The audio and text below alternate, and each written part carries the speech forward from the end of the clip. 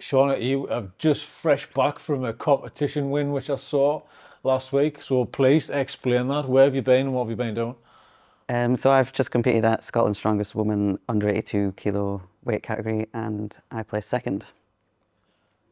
Is that what's the competition scene been like for you? Because I've seen you a lot over the past few years on social media, kind of related to this subject we've been talking about. Um, how's it been going? How's that competition life been going? It's um it's busy. It's definitely so competing for me is definitely on the up. Um, I've sort of challenged myself to go higher level, do bigger comps, do the official strongman pathway, which is the only pathway up to the official title of World's Strongest Woman. So training's been hard going. It's a lot on the body, but it's a good challenge that I'm up for. Do you find there's like a pressure on doing that, or is it? Are you putting a pressure on yourself? Is it kind of only internal, or it's one of those things that when you start, you get into something that you can't stop because now you're trying to chase. What's that world like for you? How was your thought process on that? I definitely put pressure on myself to do better, or almost like I have to do better than the last time. But I think that's my personality as well. I'm always trying to do more in life, in jobs, in my strongwoman career. So let's go back to. I was going to go back to your strong woman, how you started out, but I'm not. I'm going to go back to you as little Shauna. Hmm. Let's tell the story. What's your life Yeah. been like? Where you're from? So originally I'm from the Shetland Islands, a very small island right in the top of Scotland. I'm one of 9 children, so I'm the eighth out of 9. Um, so yeah, life was very busy. I think it's absolutely great being in a big family. We were all, there's never a quiet time. There's always a busy house. But I think my upbringing was a little bit different because age 4, um, I was diagnosed with a condition called hypotonia. Um, so hypotonia means low muscle tone. Um, and my mom took me to many, many doctors. I think spent a lot of my childhood in doctors' offices, and none of them knew what it was. I think it's a pretty rare condition to have on its own. It's usually a sub-condition of a bigger thing such as cerebral palsy, things like that. So it's in the same category. Um, so it took a lot of doctors, and she finally found one. He was a pediatrician, I think, and he knew what the condition was. And he basically said, um, there's 3 comments that stand out for me. She'll be a couch potato. She'll be in a wheelchair, and there's no hope for her. Really? In the doctor's office? Yeah, And age that's, 4. and that's the first time you kind of found what the condition was, and that's the feedback. Yeah. Really? Hmm.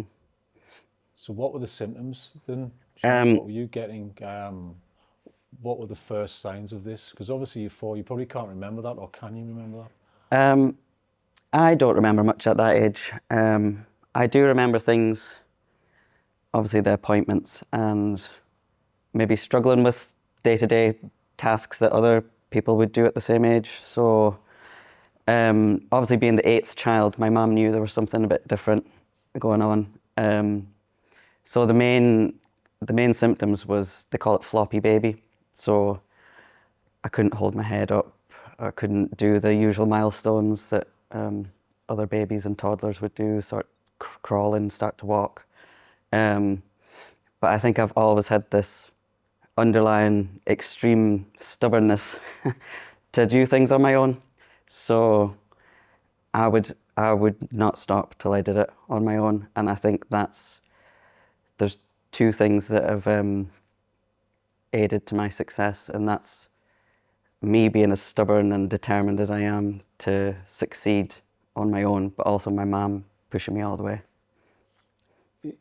Obviously you're surrounded as well by people. You're surrounded by siblings, and it's one of those you might want to have to oh, I want to do what they do. Was that a thing as well? Was that was that egg you on, or did you feel like a bit isolated in the family or not? Um, no, I think I just would try and do what I can do. I've always had this thing where I've not really ever compared myself or tried to fit in. I think that's just another aspect of me as a person. Um, so, like something I struggled with was walking up the stairs. We had quite a lot of stairs up to the front door. So it would take me a lot longer, but I wouldn't give up till I did it on my own.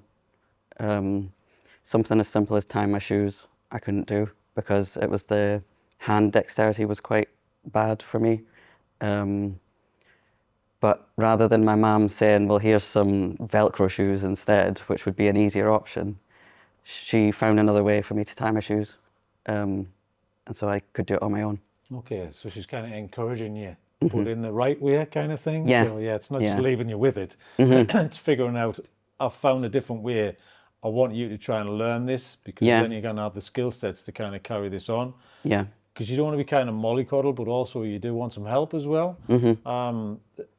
So at such a young age, was it were the symptoms kind of always there, or was there a progression to decrease or progression to increase? What was it like after this diagnosis? I'm really intrigued. The symptoms were always there, and they were bad. They were pretty extreme.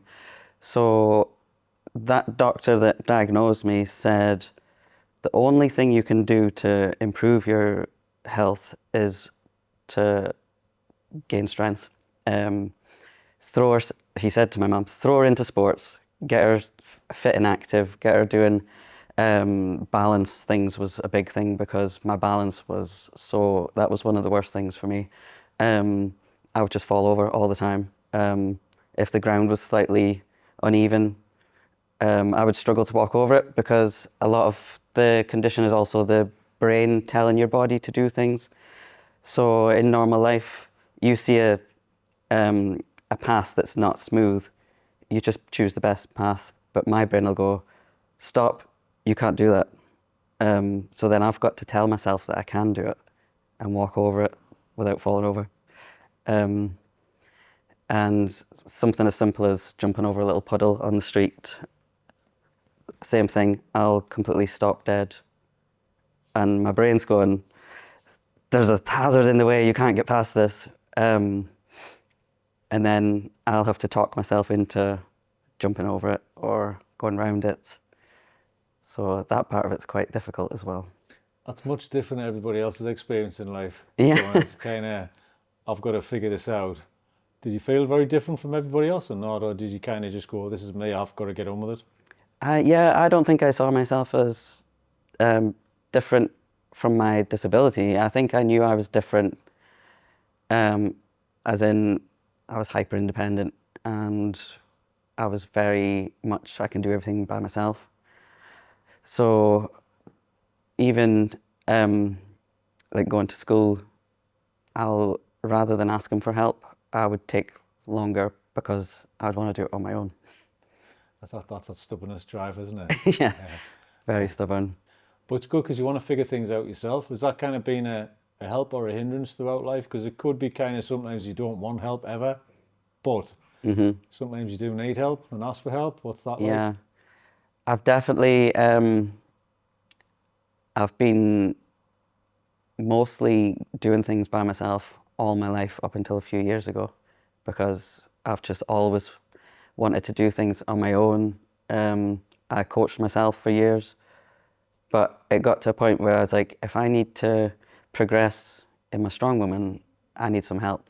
And who better to coach me than Shauna Moar, the best in the world.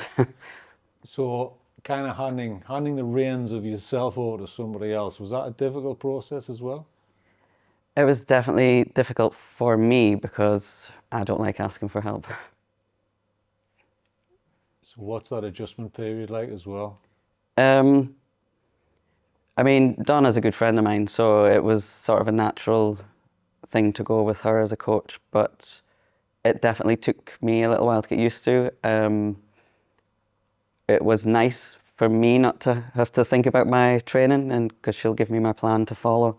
But it was almost quite a shock to my body because it was a lot more than what I would do on my own. A little push, that little nudge. Yeah. Yeah. Well, that's the thing, because you're living with a condition. Um, I'm just trying to figure out where to go with this. I really want to go back to you starting to strengthen your body when you were younger. Yeah. When did that start? Because clearly that's kind of been a main part of your life. And what is it about this condition? You've got to go, you're weak, but you've got to go and strengthen it. How? If you're weak, do you know what I mean? Yeah. I can't get my head around that, Shauna, so please explain this, you know. So after the diagnosis, we were told, get involved in sports, get her strong, basically. I think my mum took that very literal, and she put me in a swimming club. There was a club called Horse Riding for the Disabled. I never saw myself as a disabled person, but that was probably one of the best things for me to do, because sitting on a horse, you need your balance, you need to sit up straight.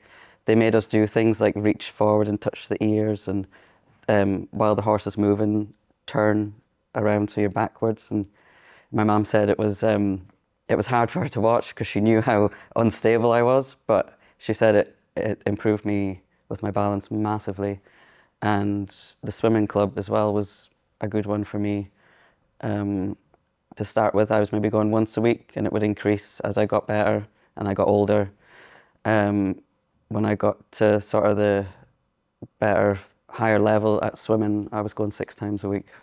So this condition, I mean, what happens if somebody doesn't do this? Are you just, obviously, you're born with that lack of strength within the body, but you can overcome it, but you have to put more work in than anybody else. Is that the case? Because I'm just trying to figure out what happens if people don't do this and people don't push Yeah. themselves into it. Because you could have just went, no, I don't want to do that. Yeah. If I didn't do all the work on myself, I would have been stuck how I was. So I would have been the same floppy, falling over, clumsiness as an adult. And I wouldn't be doing Strongwoman. Was there any groups, or was anybody similar? Did you meet anybody back when you were a kid who had the same condition? Was there any kind of reach out or anything like that? No, nothing. And I think only recently I've realised how rare it is, because even if you read about the symptoms and things, it's always paired with another condition. So it's like symptoms of a second condition. Do you have another condition or not, Sean? I do, but it's separate to the hypotonia. Age 13, my symptoms got worse. And again, it was back and forth to the doctors a lot. Even when you're doing all of this work to strengthen your body, yeah? And eventually I was diagnosed with underactive thyroid. So the two conditions together aren't great. Is it common for them to be together or not? I don't think so, no. But they have similar symptoms as well. So the tiredness, fatigue, sort of crosses over with both. It's mad, sorry, Sean. It's kind of, you kind of... I've got double condition. Yeah. You're getting tired. This condition makes you tired all the time, but you have to go out and put extra effort in to make yourself stronger. That blows my mind. Yeah. It's because how... And then you have another condition that also makes you tired. So what's that like on a daily basis? Please explain, how do you react to this tiredness, even when you've got to put more effort in? What's it like? I think as a teen, I mean, when I was diagnosed with the underactive thyroid, they just give you the tablets and off you go. They don't really explain you still need to work on everything else yourself. The tablets don't fix it. They just regulate your numbers. So it's still the fitness, the strength, and everything that goes with that.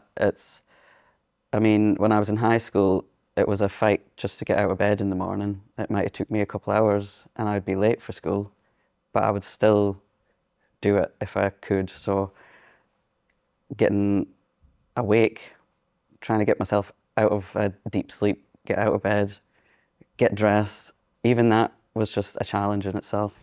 Did the school understand this problem? Because you tend to get lumped into the same kind of bucket as lazy people.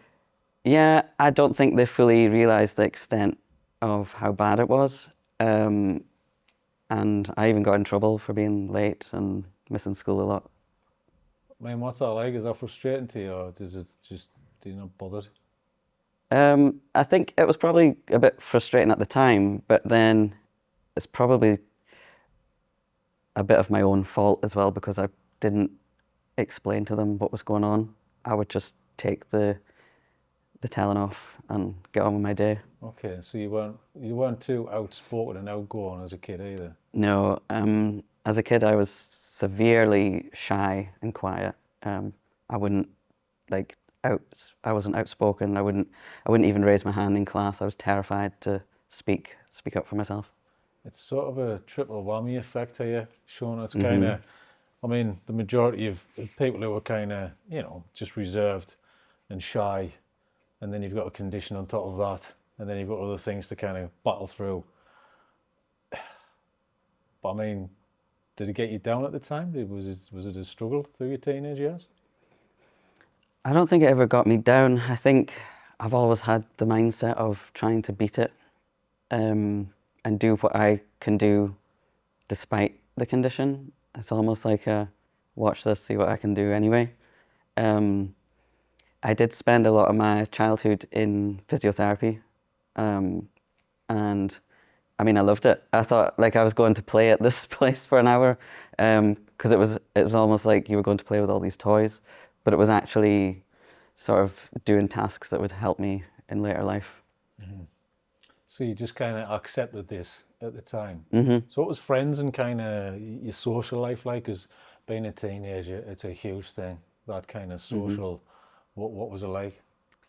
I've always been a little bit of a lone wolf, but I do have close friends. I was severely bullied in school, so I didn't have much friends in school. So even with the condition, with the struggles, with trying to get myself to school, once I got in the door, I was then bullied by a group throughout the day. And you still move forward and you still have that resilience. I mean, it's quite a lot. Yeah, It is quite a lot. And obviously it still affects you to this day. yeah, Yeah, because as soon as you start talking about the condition, it clearly is still so close and raw yeah. to you.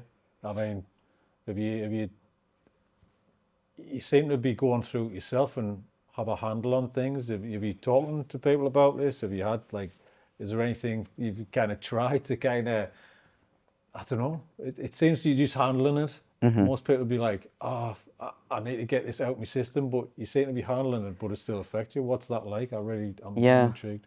I think it's always been a very much of a, I've just got on with it. It's just part of me. I can't get rid of it. I can make it better. I can try and do what I can do, even though I've got the condition. Yeah, I do have a mental well-being coach as well, which is something I only started maybe 2 years ago, and that's been a massive help with my Strongwoman, but also with talking about my life. Because it's tough to carry kind of certain things, and I mean, I don't know what the solution is, because nothing ever goes away. It's just finding the right tools to manage what you've got, or what you go through, and how you think. All of these things make you who you are, and you wouldn't be this person without those things. Yeah. But also, you might be exhausted with carrying all this kind of stuff and things being triggering and all this kind of thing. So, I mean, can you open up a bit and talk about that kind of stuff as well? Like the kind of the emotional triggers that it kind of creates on your everyday life. Yeah, I mean, I think you can let it consume you, and you can get down on things. I mean, I have done many times. COVID was a particularly hard time because You couldn't go anywhere. There was no gyms. There was no sort of outlet to go and release your emotions and things. So I went to a very dark place during COVID. Were you on your own at this time, or was it? Yep, I lived on my own just with my little dog. I'd just come out of an abusive relationship, so it was a very hard time. And I would say I was suicidal. Really? And I mean, we don't have to get into the relationship if you don't want to, but kind of, you've gone through all of these things, and then this has happened. You're going, what's happening here? I don't deserve this, because you don't deserve this. Yeah. Why am I here? Because I question me all the time. I question every single move I make. Do you know what I mean? And I've spoken to lots of people who go, is it because I'm too honest? Is it because I'm too open? Is it because I'm too nice? Do I let people in too much? Am I kind of too soft, or whatever it is? I'd love to know, like, your position to get that, because you seem so resilient. I think you just push it off straight away and go, no, get out. Do you know what I mean? Yeah. So I think at the time I was far too nice, and I was quite naive going into that relationship.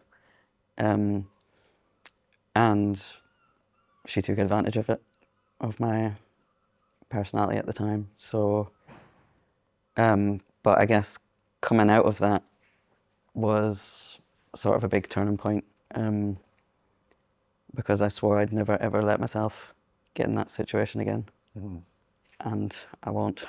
okay, but sometimes you can do the opposite of put your guard up, but put your guard up too much, and then you don't trust anybody. Yeah. There's a opposite reaction to that. So have you kind of found that you've swung the pendulum too far on the other end, or not? No, because I'm now married. So, yeah. Obviously, I met my wife, and she's the best thing that's ever happened to me. Yeah.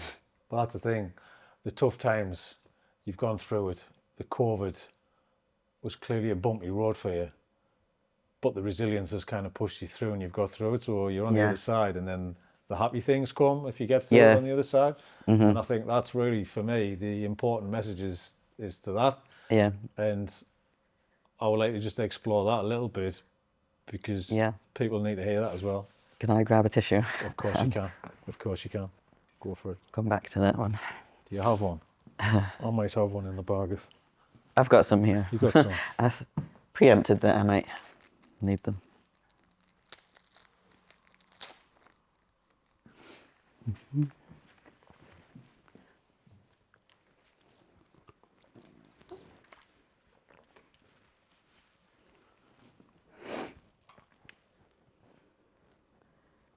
Sorry, you might need to re-ask what you just said, because I can't remember what I said. Yeah. Well, I think for me, the most important thing is to kind of ask the questions in the moment, because I have no agenda to where this is going to go. I'm just reacting to your story, and that's kind of, I think, is how conversation should be. Yeah. Do you know what I mean? So, you know, you're making me emotional sitting here listening to your story, and I'm trying to hold it together, just asking you, you know, about your story. And I can go so many places, and I know if people are watching this going, why didn't you ask this? Why didn't you do this? So I'm trying to hush that noise and just kind of sit and just ask the questions, Shauna, because the dark times, can I visit those? The COVID days after the relationship, sitting there. What was the worst point? Just the worst point ever, or the worst point you mentioned through COVID. You got to that point, where the kind of what I call it, like a dark mist sets in, and you can't see through the other side of this dark mist. Yeah. What was that situation like, and how did we come through that as well? Yeah, that dark point, it was incredibly hard because I was very much alone. I'd just given up my day job to go self-employed the month before we went into lockdown, and I lived in Aberdeen, so I was away from my family who are all in the Shetland Islands. So just me and my little dog, really. Um, so it was hard. It was really hard. But I think something switched in my brain where I said, you need to do something about this and do it now. And so I got some help. I got some mental well-being coaching, and I got training, back to the gym. I think the two have to work together with the other. I think if you just go and kind of try and get rid of it in the gym, it doesn't really get rid of it, does it? I just think it takes it away for an hour. Yeah. So how have you found it? How have you kind of managed that through the well-being thing? I just want to explore that a little bit more about how it's helped you and what did you do through this to make it help you? Yeah, the mental well-being training is probably been one of my best decisions I've made to reach out and work on myself. Again, it was incredibly hard for me to seek help, but it was really tough to begin with because you have to revisit everything that's upset you in your life, all the trauma. You have to open up things that you've blocked out. Did you find you were blocking things out, Sean? Oh yeah, I block a lot out, or I did in the past. So sort of going back through everything, and then it opens up things that you forgot about and brings it all back to the surface. But then you work through it all, and you find ways to get past it or deal with it. And yeah, I speak to my coach roughly every 2 weeks, and it's great. It's it's lived experience that happened to you. You can't get rid of it. It's yours. But you have to find a way to. I think if you're honest about things that have happened to you, I'm not saying put it out on social media and talk to the camera every day, because I don't think that fixes anything either. But what I'm saying is being truly honest with yourself and why these thoughts are in your head. And you did go through that. I think saying it out loud, there's a freedom, Yeah, I think, comes with that. yeah, Lots of people I spoke to, and even myself, there's a kind of a weight lifts off your shoulders as soon as you kind of put it out into the world. Did that help? oh yeah. It definitely felt like like a release. And it's almost like you're waiting for the next appointment because you'll get rid of some more that you're holding on to. Do you find that these things in life, are you waiting for the next bad thing to happen as well or not? No, no, never. I'm aware that bad things can happen, but I'm always working to improve myself and work. I'm very much a positive outlook on most things. If I face challenges, I don't look badly on it. I look at how can I fix this. Yeah. I think a lot of people kind of carry it and bury it down, and then you're stuck in all of these lovely chips, and you get too many chips, and they can't get rid of the chips because you've got Yeah. too many. So I think people carry a lot. So I think not holding on to things, not letting it affect you, I think is the Yeah. right outlook on it. What was the turning point? You said you're talking to yourself, going, I need to change this actively, and it is up to you. You do not deserve and had all of this stuff happen to you out of your control, but it's happened. So what did you do? The first thing I did was I reached out to a couple of my friends and told them how I was feeling. And it was one of them that suggested reaching out to a coach. And I mean, I probably sat on it for a couple of weeks thinking about it and delaying it, putting it off. But I knew I had to do it. Why were you putting it off? I think, firstly, I don't like talking about myself. And I think I knew how tough it was going to be. I think being a reserved person as well, talking about yourself's quite hard, but Yeah. you've got a voice. Don't it's you. I don't see why not. You should do. You know. Yeah. There's other people out there who want to hear this. You know. So Yeah. yeah. And that's why I'm doing it now. Yeah, that's great. You know, I applaud you for doing that because I still haven't sat in that seat myself. Do you know what I mean? So yeah, strong world. This is your world. This is your life. When Yeah. did this start? October this year, it'll be 10 years since my first competition. So I actually played rugby before I went into Strongwoman. How old were you when you started playing rugby, Shauna? Because you mentioned the teenage years were really tough and the thyroid issues and the feeling, the lack of energy. So what was the shift and what period in your life has it changed? I probably just went around existing for quite a while. Went to college, got a job, and I think I was about 24 when I joined rugby. But in the Shetland Islands, that's when the women's team started up. So I saw an article in the paper asking for women to join. And I thought, I love rugby, I'll go and give it a go. And fell in love with the sport. Played for 5 years solid for Shetland. And then it was actually people at rugby saying, you're really strong. And to me, that blew my mind because I've got this condition where I'm not strong. And they were saying you should definitely like do some weight training. So I started going to the gym. My brother actually does strongman, so I started training with him and his coach. And I saw a women's comp. 10 years ago, there wasn't very many strong women competitions around. And I thought, yeah, let's go for it, give it a go. And that was it. Really? Yeah. So it just changed straight away. So training with your brother, strong woman, strong man it's called. I know it's called strong man world. Yeah. It's really hard to say it, isn't it? 'Cause Yeah. you guys know it as strong man and then people will be going, well, it's not strong, it's strong woman. I'm like, but the sport's called strong Yeah. man. Yeah. So, yeah. It's Yeah. just these references which we kind of know because we know the people in the world of strong man. So what's that like? You kind of starting this thing and you go, hang on, I'm pretty good at this. Yeah. What's that like? Yeah, I think that first competition was where I realised I really like this and I'm pretty good at it. My first comp, I think I won the first 3 events. And yeah, I couldn't believe it. Like it was just this sort of shock to the system. You're good at this and you're actually strong. So from there, I think I entered every competition I possibly could. But obviously that takes a toll on the body as well.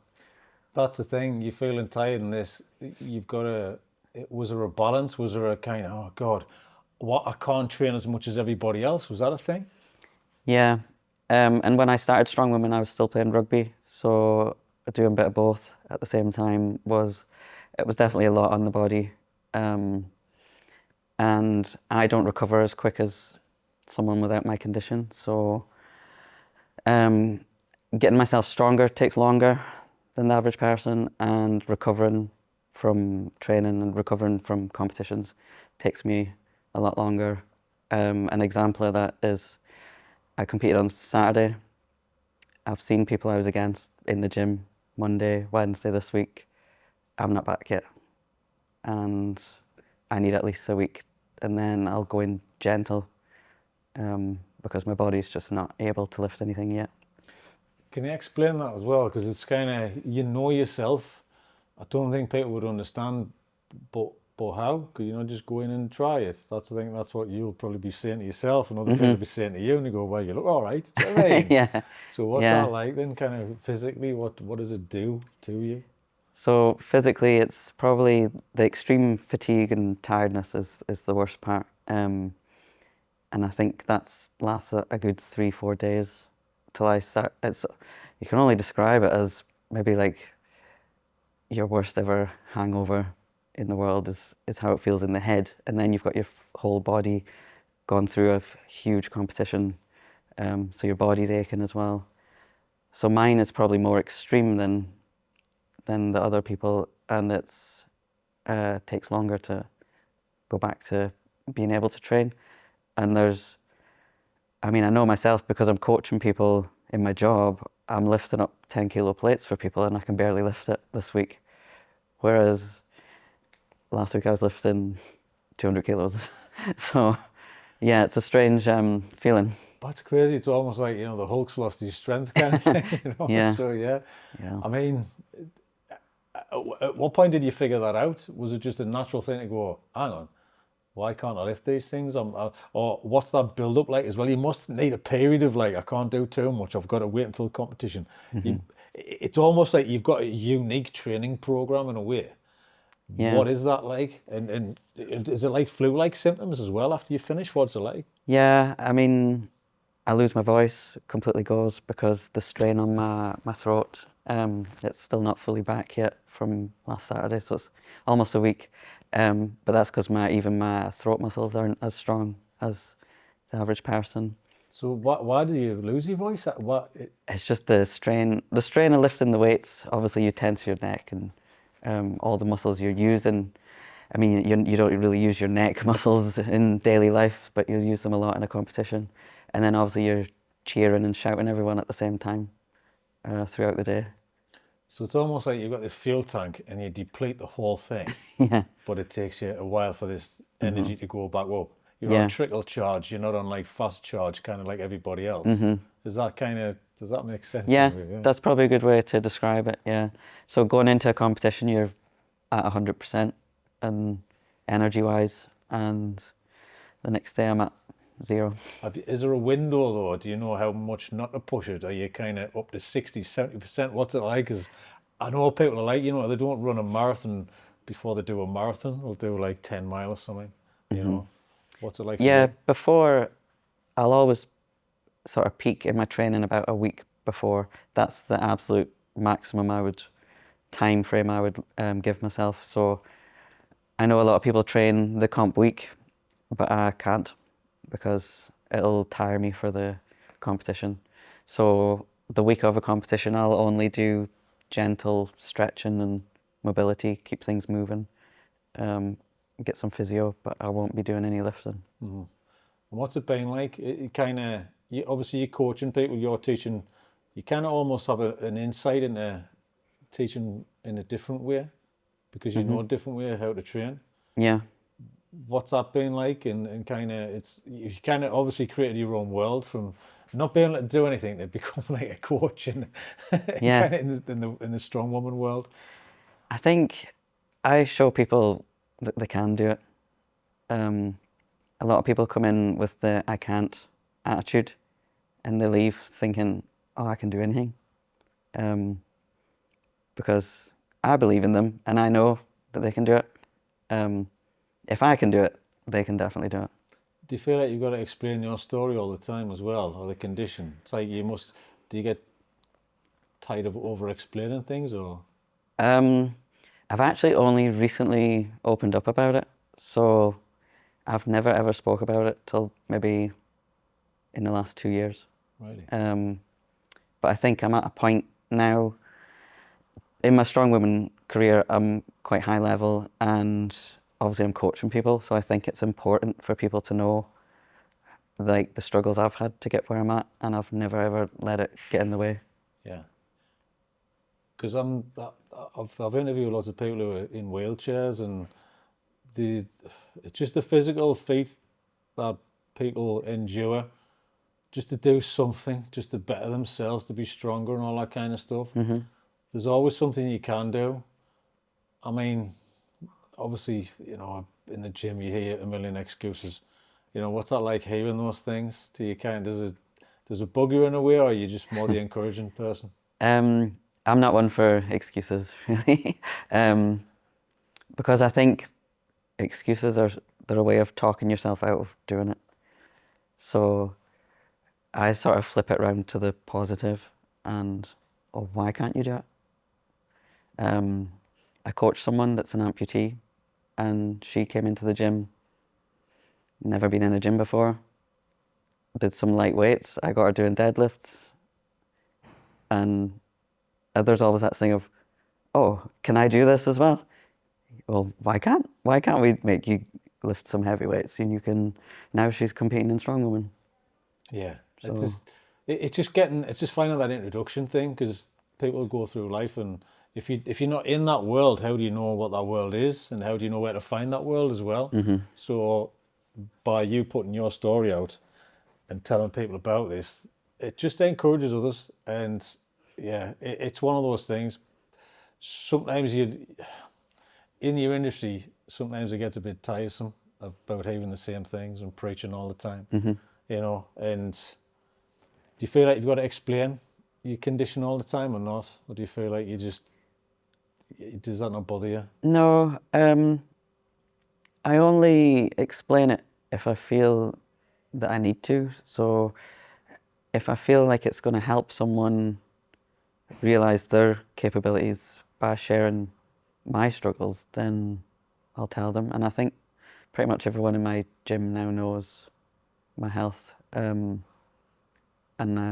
Yeah, it comes as a shock to them because I don't come across as someone with a disability, I guess. But the thing is, you don't look like that, but you are, and you've been through it. Do you ever look back at your kind of old pictures and stuff like that, and does it surprise you? No, no, I think I've always had this hunger for achieving big things. And what's the future looking like as well, Shauna? Because um, are you positive? Do you feel like you can get stronger? What's the condition now at this present moment, moving forward?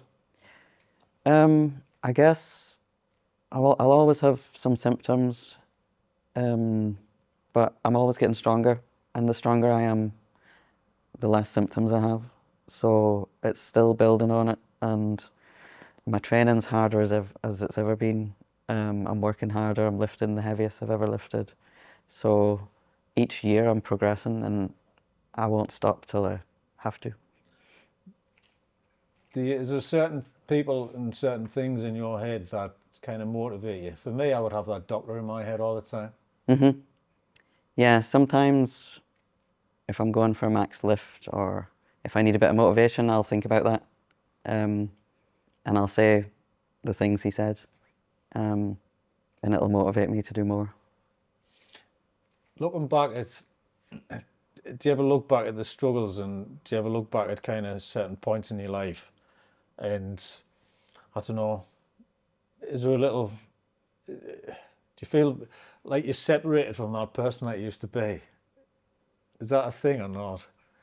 Um, This teenage girl who was getting bullied and all this kind of stuff, and to see you now, I don't know, it's almost like, what would you say to that person back then? You probably wouldn't say anything, because that person made you who you are now. yeah, yeah. There's like it's that thing of you can't go back and change anything, but that's just sort of led me to where I am now.